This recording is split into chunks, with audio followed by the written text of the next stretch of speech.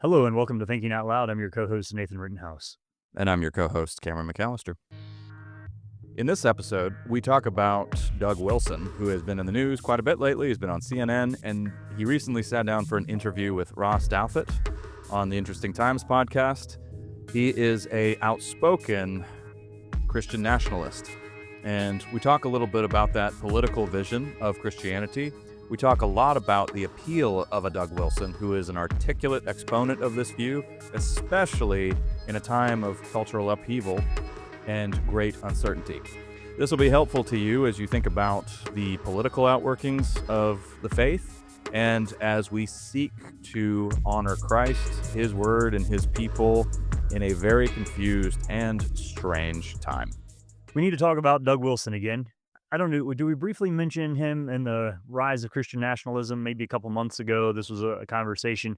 There's a continued conversation around him, his theology, and his political theory. Ross Douthat and the Interesting Times podcast recently interviewed him on this. And I would love, Cameron, to get your take on what we're seeing here. I'm assuming on one hand, you're going to say there's nothing new here theologically. However, it's something new here in that people are paying attention and there's so much interest in it. And so can you maybe line out for us the traditional Doug Wilson view of theocracy? Maybe that's a bit of a harsh term for it, but maybe it's exactly right.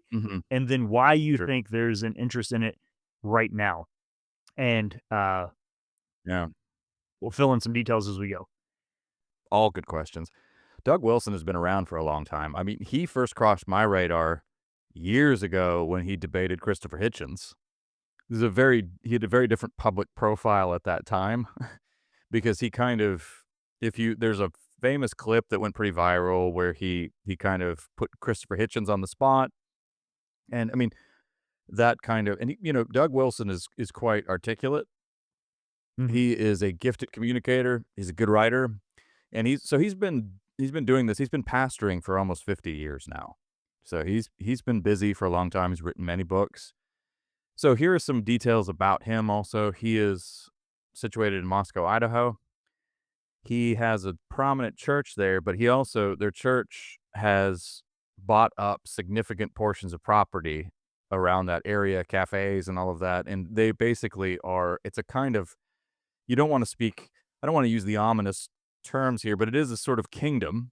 I think that's how they would look at it. And in recent years, interest has grown in Doug Wilson because he is an outspoken Christian nationalist. I don't think he likes the term theocrat. He seems to resist that one, but he's happy to embrace Christian nationalist. And so what does he mean by that?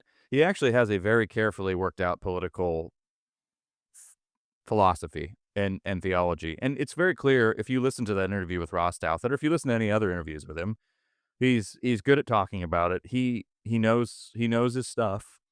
So he would say in broad strokes that secularism is a failed project. And because of that, we're seeing so much destruction and breakdown in our culture.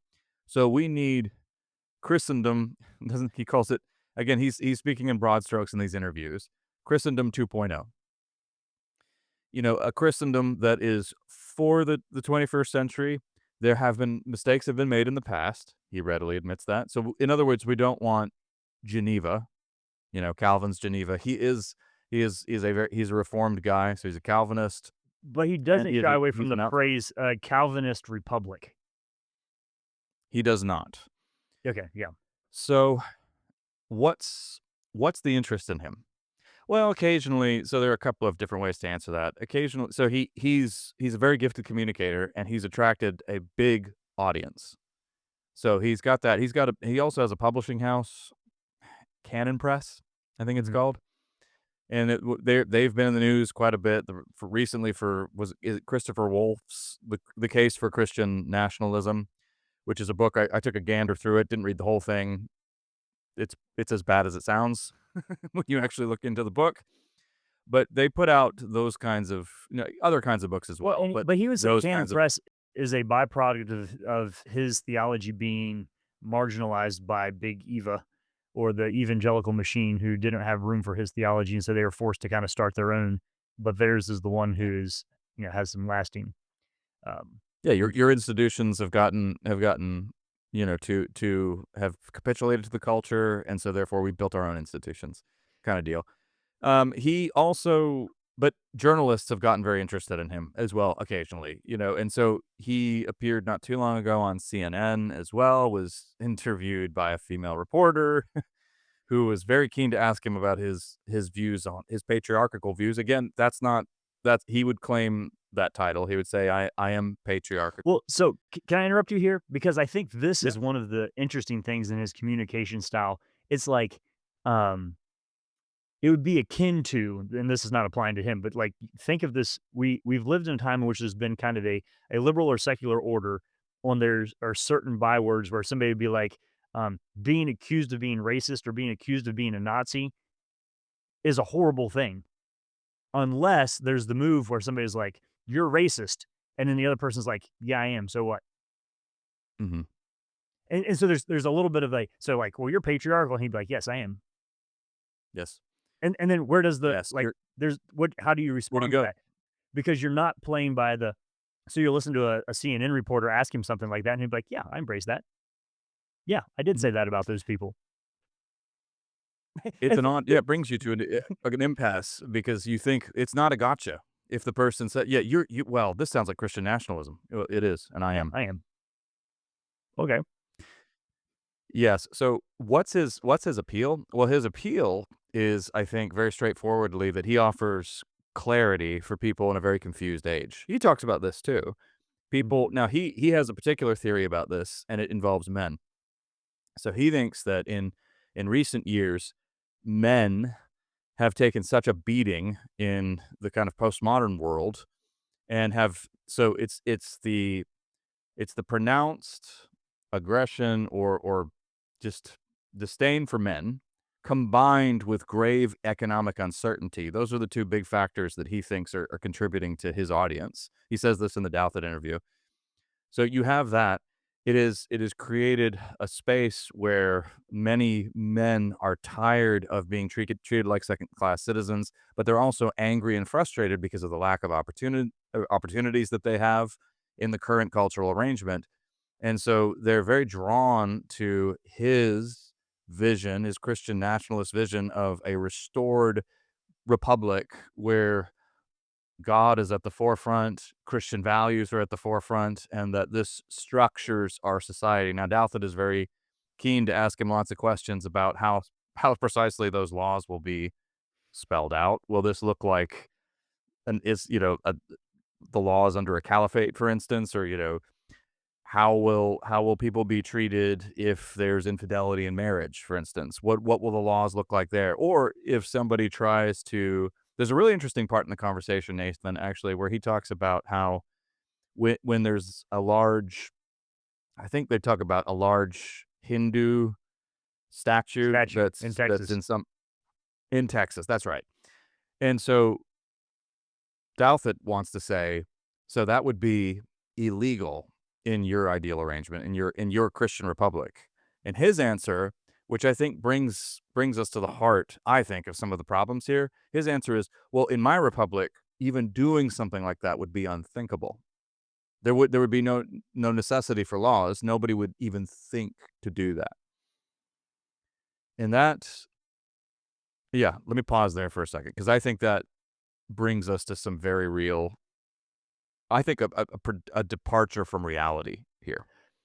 So, let me go with a half step with you because Douthat does walk him through the history of a Calvinistic Protestantism and its influence on the Western world or the what we maybe call the first world.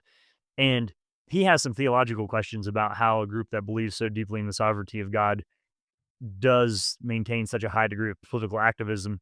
And he responds to that in Sure. some ways, but I think there is a bit of a question still lingering there. Um, can I ask you because I think from a um, maybe your baseline American evangelical looking in on this and some of the things he said, there's kind of this shocking like, and toward the end of the interview, Douthat asked him, when I read the New Testament, I don't see this political vision. And he's saying, no, this is an Old Testament base. We rely very much on the Old Testament for Mhm. a lot of our Yep. political theory here. So Yep. there's so to put my cards on the table, I would have a different way that I conceptualize the relationship between the Old and New Testament from Doug Wilson, and that would be the distinguishing feature that therefore would lead me to some very different conclusions and outcomes. That being said, I think he is being very consistent with a historical Reformed Calvinism in his biblical usage and interpretation as it relates to political theory and cultural engagement.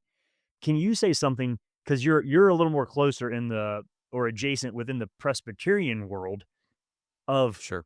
how does a Doug Wilson translate maybe among other Presbyterians? Because Sure. there would be Yep. more recognition, I think, in his biblical frame in Yeah. his biblical interpretive style. Yeah, and that's the elephant in the theological elephant in the room here.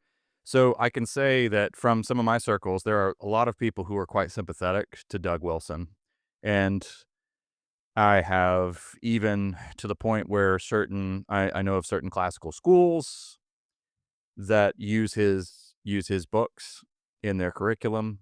And fair now, cards on the table, I take that as a red flag. And my views are more in sympathy with yours, Nathan, when it comes to the relationship between the Old Testament and the New Testament. So I don't know if I can answer this in a very satisfactory manner, Nathan. I mean, there is a reason. So there is such a thing as being confessionally reformed, where you are much more invested in, yes, the historic confessions of the Reformation. And your interest in the Reformation has more to do with reforming the Church Catholic, smaller C Catholic. Right. It's not an explicit political vision. In fact, and if you look at somebody like Luther, even yeah, sadly, there's often a stark contrast between a person's stated views and their biography, and that's absolutely present with Luther. Although I find Luther wonderful as a theological voice, I have, somebody else who articulates my thoughts there really well and better than ever could is Miroslav Volf, who absolutely loves Luther, is appalled by some aspects of his life, but finds him to be a deeply moving theological guide. I'm in the same boat. But Luther had a very healthy separation, at least in writing and on paper, and in his ideal world between the kingdom of God and a theocratic vision that would see it realized on earth. His hope was eschatological, is the way I put it. So there is that is a distinct position within the confessional reformed world, and that's where I would stand. Yeah. So Doug thanks for. Wilson is not, yeah, is somewhere very different. Yeah. I think that I just want to thank you for saying that, because I think there are a lot of people that I bump into that there was that whole young, restless, and reform movement, which I think is still to a certain degree alive and well. But Sure. the political implications of that and its historical roots were not entirely thought out. Like a practical example of this, I remember when I was living in Massachusetts and going to Gordon Conwell, a lot of churches said, actually, we stopped doing weddings. We do religious marriages. So if a couple wants to come to us, and have our church use our church, because there's all these lawsuits about what if same sex couples want to use the church, or what if they ask the preacher and the preacher doesn't want to do. So they said, actually, we don't do any of this. You go down to the Mm, courthouse. We'll go with you. Sign the papers. The justice of the peace gives you your tax exempt legal status. Uh, you know whatever that means to be married legally, and then we'll come back to the church and we'll have a religious service, a Christian religious service of marriage. And so instead of the minister saying, I now pronounce now on behalf you, so you would say, as a minister of the gospel on behalf of the state of Massachusetts, I pronounce you man and wife. What they some of the churches are doing is saying, okay, actually the legal stuff, the state part has already been done. And so now I'm pronouncing you man and wife as a minister of the gospel. mhm. The end. And so Mhm. that was seen as and a lot of other countries in the world do this, and I think this probably is the way forward, Cameron, for churches who are thinking about how to work that out. Is they know we have a very religious and covenantal with God vision of what marriage is. If the state wants to define it in a different way, so be it, and we'll try to live with that in compatibility. But we don't need our ministers to be agents both of the state and of the gospel in the wedding ceremony in the church building. And for, a whole Right. host of reasons, people are like, yeah, that actually seems like a pretty good way to handle that. Your older, more reformed Presbyterians and others would say, no, this is a bad move. This is stepping back from culture. We actually do need to have a voice in here and really be working at this union of maintaining this definition. And so that was one of the first times that I had really seen kind of the practical implications or the rubber hitting the road of saying, no, this is important for us theologically not to cede ground to the state in these categories, but we really do need to advocate for the state coming around to our position on our religious definition of marriage. And so that was a good learning experience for me to watch those conversations happening. And so Doug Wilson is just that posture um, Yeah. amplified across all sectors of the what traditionally would have been a separation of church and state. It's like, no, we can put this back together. And secularism has failed, so why not let the church? And the Catholic Church has done this too. The whole integralist movement. It's not just Calvinist Protestantism that's worked on this project in the past. So just be clear there. Absolutely. No, he is being very consistent within that kind of vision. The word dominion is often used, and there are pockets of this. I mean, Doug Wilson is it's not new. I worked with a speaker years ago, and I'm going to leave him unnamed, who was a prominent apologist, did really wonderful work. And at one point, there was a Q&A, Nathan, and somebody brought up from the Old Testament, and this will bring in some uncomfortable points from the interview here, but somebody brought up from, old stoning laws that had to do with, say, so this person asked in the Q&A, keep in mind, this is a public Q&A. Do you believe that homosexuals should be stoned? And this speaker said, yes. And then it was just sort of, and all of the teammates were kind of trying to rapidly, you could see their eyes bulging out of their heads, thinking, how are we going to do damage control with all of this? So this speaker then went on to go become more deeply engrossed in these kinds of circles, and is very much a part of that theocratic kind of, or yeah, theocratic kind of vision. What's what And can you yeah, what is his distinction between Christian nationalism and theocracy? I think I don't know. So I know he's probably made it in writing. I get the impression in the interview that he thinks the word theocracy is a little bit too close to Islam, and that Okay. is Yeah. the main reason he wants to avoid it. Also, probably because, I mean, I suppose in certain parts of the interview, he talks about what he is suggesting is a little softer than some of the Mhm. historical instances. That, I mean, hence I mean, you're not gonna use a phrase like Christendom 2.0. I think he But said again, let me go back theocratic to what liberalism. No, theocratic libertarian. libertarianism, yes. So Yeah. he's not a fan of liberalism, although he admits that there were certain goods that came from some certain political goods from which he benefited Those had that to be came of. extracted like teeth from him, but he did get there. He got there. He got there. I mean, he's honest in these interviews, and you're right, Nathan, he is consistent. So, well, here's the uncomfortable truth is I think a lot of people who flirt with some of these ideas, who will say something that sounds relatively innocuous, like, "Well, I just think we need prayer back in our schools. I just think we need to remember God in this country. This country has forgotten God."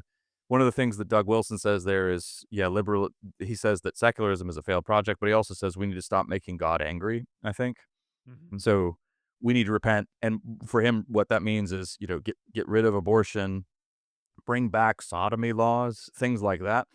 So he, but certain people would say wouldn't use that explicit language. They would say, we just need, we need God and family back at the center of American life.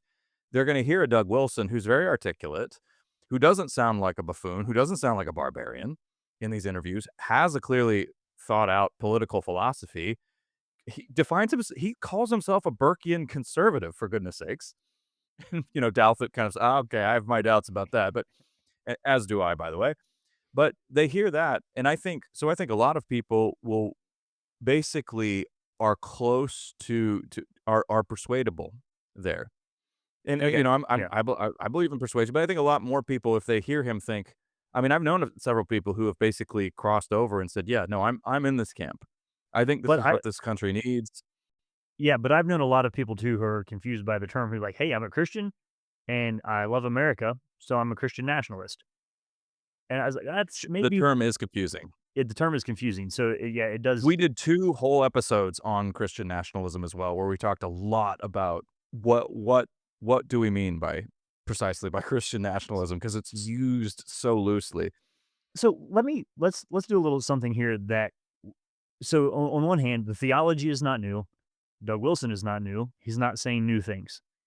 No. You gave us a and I think it's his own speculation of why does he have the influence that he does now. Obviously, relationships with Pete Hegseth and some other government employees at higher levels are going to elevate his profile as well.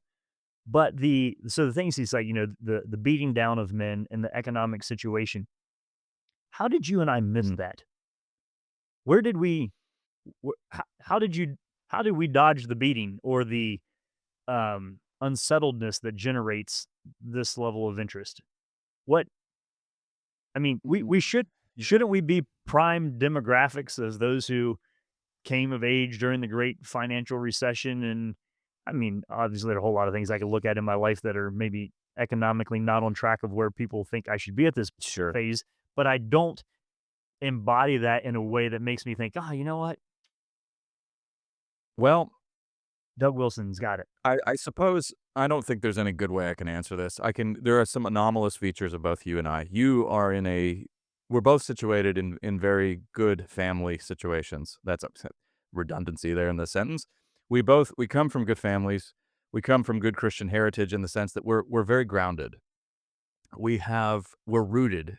You're more rooted than I am, for sure, but we have a degree of rootedness, and we have wholesome communities surrounding us, and that gives us a level of stability that I think sometimes, if we're not careful, we can take for granted. Many people, many men in North America do not have that. They have very bad relationships with their families. They have bad relationships with their fathers. Their fathers are distant, and they have not had a good example set for them, and they do feel isolated. And so, thus, they're more susceptible to the kind of discouragement that comes from some of these forces. But in another sense, I think that is a factor, and I know that in my own case, I have a tendency to downplay some of the what's called the crisis of masculinity. My temptation is to roll my eyes at a phrase like this, but no, clearly something is there. There is a real Mhm. problem, There there and there it is a does need real to is there. be addressed. Yeah. Yeah, I'm not looking Yes, down yes. my nose at anybody at all. Ign No, I've just been somewhat dismissive, I think, in the past. Economic uncertainty has huge spiritual ramifications because we're not disembodied, creatures. These things, when we're faced with this level of uncertainty, if you look at history, and if you look at sociology, can be quite helpful here. Economic uncertainty produces all sorts of strange phenomena. I mean, we've talked about Musa al-Gharbi's book on wokeism. Wokeism, these outbreaks of fierce sort of moral fervor and all of that, whether we're talking about, the 1990s and the politically correct movement, all the way up to what we've seen recently, they're always tied to economic uncertainty. We talked about Richard Hofstadter's The Paranoid Style in American Politics, which is about a style that emerges, a kind of paranoid apocalyptic style. And it's also tied to economic uncertainty, where people feel like their back is against the wall. And I think the operative word is they feel powerless in those moments. Okay. Certainly, But a lot of but people feel but powerless these days. but but okay. So I think that's well said. And there are hilarious examples of like, did I read yesterday that like the board of the YMCA is all women? I mean, there are some hilarious ways in which you can say Yeah, like sure. even organizations that were um give us this day our daily bread. Don't worry about tomorrow. Your heavenly Father knows what you need. I mean, there are the teachings of Jesus in and of themselves, if we were to lean into them, do seem like they would stabilize us in such a way that we're not as Disgruntled? yeah. I Taken aback? Well, here's the other thing, Nathan. So I don't think those ultimately are the main factors that make him appealing. That, oh, there's okay. crisis of masculinity and economic uncertainty. So I think that's part of it, but I don't even think that's most of it. I think in times of great cultural upheaval and uncertainty, people are deeply attracted to certainty and clarity and focus. There's Caesarism, huge as it was appeal. once called. Absolutely. When I no, here's he at one point he refers to the Bible as a manual. We have a Mhm. manual for how we're to live. That's not how I think of Scripture. I don't think it as think of it as a precise manual. I think of it as, well, I mean, it's a moral vision, but ultimately, I think of it as the grand narrative. But Doug Wilson, I mean, it was the throwaway comment. I don't want to tie too much to that, and fairness to him, but he has a clear program, and he has absolute certainty and conviction about where we need to go. And I think people want guidance and direction, and I think that's a big part of his appeal. He's articulate about it, and he has a big platform. Think about how That's this it. works to yeah, just to go along with that, of how does this work in any other kind of training in life? You have a vision, like, you're like, "Hey, you know what? That person's a great athlete. They're great at this martial art. They're a bodybuilder, and then I will get them to write a program for me, and I will do this thing every day, and I'll eat this, and I will get these results." And so that's phenomenally helpful when somebody can do that for you, in certain aspects and avenues. When you're thinking about re-engineering the entire social structure of a culture, first of all, I don't think his vision is going to come to pass in the way that he thinks it is. It But can't. that's yeah, there's It's a fantasy. That's the biggest weakness. oh, okay. Back to that Hindu thing, that's the biggest weakness because that and Douthat pushes back on him, and he has a response to it, but saying even historically that such a sculpture or such a statue would be totally imaginable. America is the land of religious wackos, but it's a great melting pot, and that's absolutely right. This is a country where you have, Mormonism, you have Jehovah's Witnesses, and I wanna be careful. I'm not saying these people are all wackos. I'm saying you have Oh, well, lots of let's different. go the Oneida community, the Shakers, all sorts of communes and Absolute cults and like, yeah. all of it. Yep, all of it. Leading up, all the way up to scientism, L. Ron Hubbard, you name it. So, his notion that we can first of all, that we could wind the clocks back, absolute fantasy. There is no Well, winding well, the so clocks well, back. so what my question is, actually, as I was listening, is he peddling a deeper form of nostalgia? So if you think about some of our modern political Yes. engagements, they're like, "Oh, the 1950s eh, was Yeah, be one yeah, form," and Doug Wilson's like, "Well, what about 1750?" There yep, there's yes. almost a, like, I see your 75-year step back, and let's go back to 75, um, and Yeah. catch our breath and do it better. There's I think I've mentioned this before. I quote this in the book that I wrote with my dad, Faith That Lasts. The great novel of the failures of nostalgia is The Great Gatsby. Fitzgerald's Mhm, The Great Gatsby, and there's a absolutely, heartbreaking scene in there because, all Gatsby wants to do is rekindle his romance with his old flame, Daisy Miller, and at one point, the narrator of the story says, "Well, you can't go back. You can't reclaim the past." And Gatsby just looks at him, "Well, why, of course you can." And he gets this kind of wistful look in his eye, and he just looks ahead as though the past were just right ahead, out of reach in the shadow of his home or something like mhm, that. and We're very prone to that. Yeah. the corollary of that story is look at what is destroyed in trying to re-engineer nostalgia. Yes, absolutely. So I would almost go so far as to say it's another kind of utopian project, Nathan. And those are always horrendous in their outworkings when people actually have the power to carry them out. When people really have the tools to realize their utopian visions, it's not the results are bad. And so I think you're right. I think nostalgia is the right word to bring in here, but I don't think this vision ultimately is the way it's being articulated by him even in this interview is honors reality and is realistic about where we're actually at now as well. I So mean, there are too many things we can't reverse. There are too many technological breakthroughs. And technological breakthroughs are also changes in the way we think and in human consciousness that we can't go back to the 1750s. I mean, you can't do it. well, it's But also we were this never really there in the way that he seems to be suggesting we were there as well. yeah. So, Well, I think he's doubly because wrong. this is because in the attempts in the past when that strain of thinking has had political power, it wasn't just other religions and non-Christians that suffered. A lot of Christians got killed too because they were the wrong Oh, kind of Christian. you have people I very I close to you I in have your I have bloodline. a little oh, yeah, I have a little bit of a maybe an edge on this of saying Yeah. that Christian theocracies have not boded well for, um, Christian freedom, let alone religious freedom in general. Um, yeah, I have ancestors that got executed for preaching in the wrong language.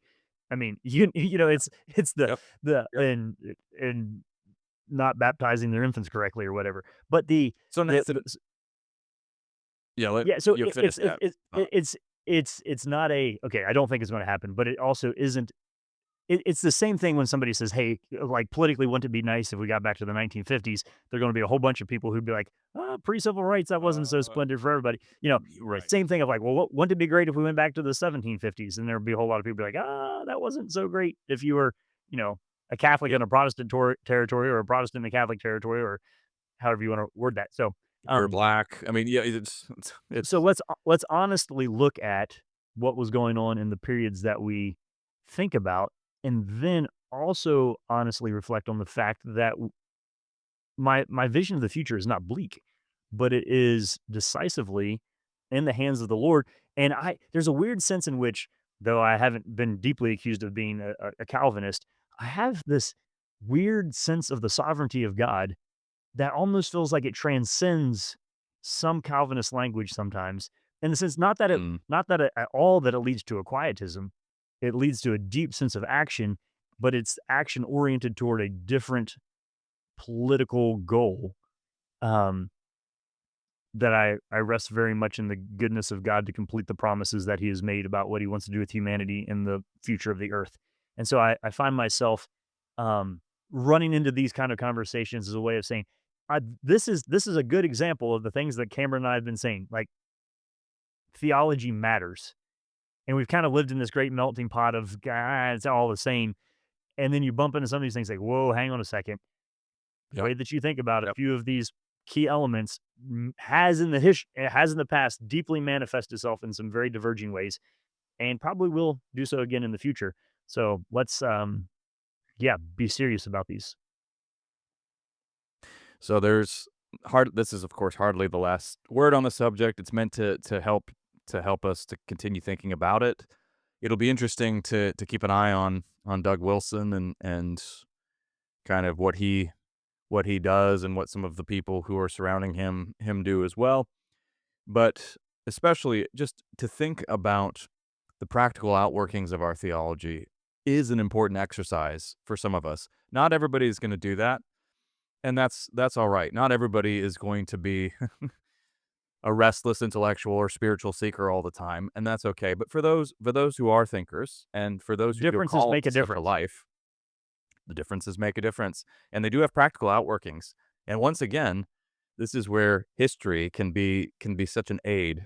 You can see some of these thought experiments as they are worked out on the field of our actual world. You've been listening to Thinking Out Loud, a podcast where we think out loud about current events and Christian hope. Thanks for listening to Thinking Out Loud. If you'd like to learn more about what we do, book Nathan or Cameron, or if you'd like to support us financially, whether through a one-time donation or on a monthly basis, you can do so on the donate page at www.toltogether.com. That's toltogether.com. And please consider leaving us a 5-star rating and sharing this content with your friends. It really does help.